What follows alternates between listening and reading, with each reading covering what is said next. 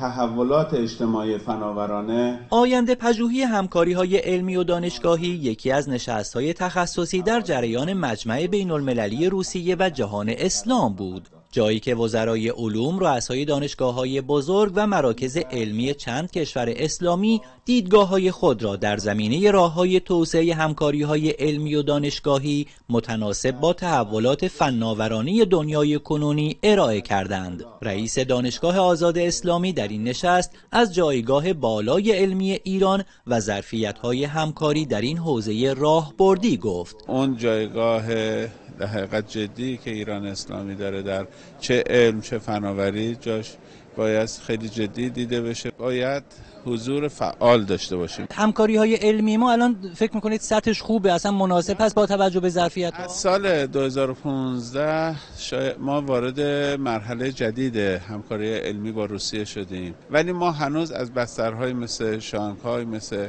در حقیقت بریکس هنوز خیلی جدی وارد نشدیم، ولی خوبه. سازوکارهایی همچون بریکس و شانگهای علاوه بر ظرفیت‌های علم و فناوری، فرصت‌های بزرگ اقتصادی را نیز برای کشورمان فراهم کرده است. حالا جمهوری اسلامی ایران علاوه بر عضویت در سازمان‌های مهمی از جمله شانگهای و بریکس به موافقتنامه تجارت آزاد اتحادیه اقتصادی اوراسیا هم پیوسته و عضو ناظر اتحادیه اوراسیا هم هست. ظرفیتی بزرگ برای دستیابی به بازارهایی بزرگتر.